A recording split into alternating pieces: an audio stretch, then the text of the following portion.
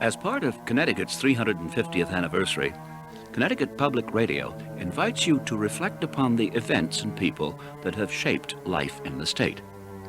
Remembering Connecticut, 17th Century Witchcraft. In 1692, charges of witchcraft flourished in Connecticut.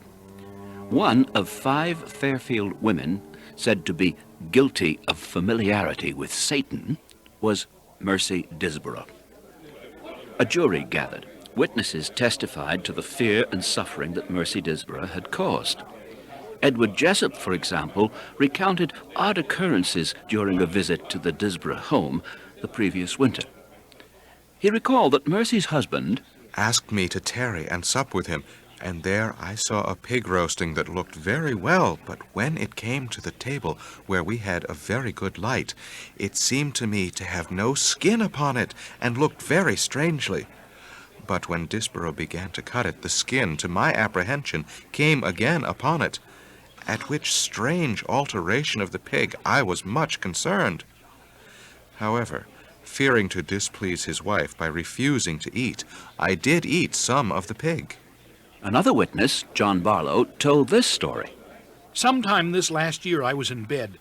Mercy Disborough came to me and laid hold of my feet and pinched them, and I strove to rise and could not, and to speak and could not. Sometime before this, Mercy and I had a falling out, and she said that if she had but strength, she would tear me to pieces. During the trial, a committee of women was appointed to search Mercy's body for witch marks.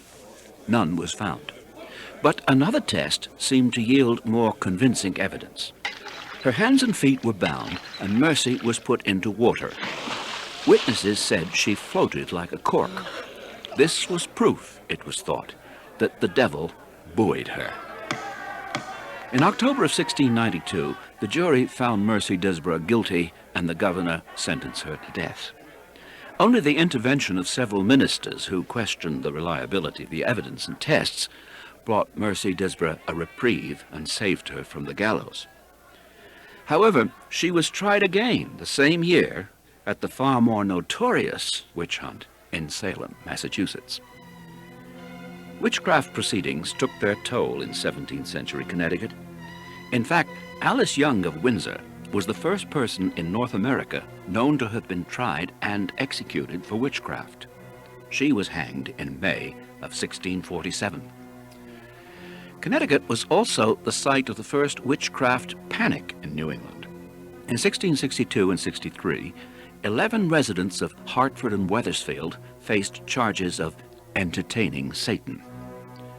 All told, the 17th century saw 43 Connecticut colonists, most of them women, charged with the crime of witchcraft. Of those, 11 were found guilty and executed. How do we account for such actions? We have to remember that 3 centuries ago, most people believed in witchcraft and Satan as a living, supernatural being who could talk to and make bargains with humans. But witchcraft proceedings also provide important clues about social tensions in colonial New England.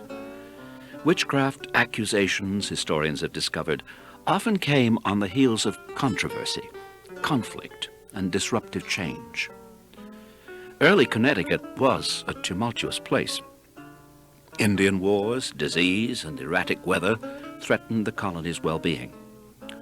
In addition, religious disputes frequently set neighbor against neighbor and tore towns apart.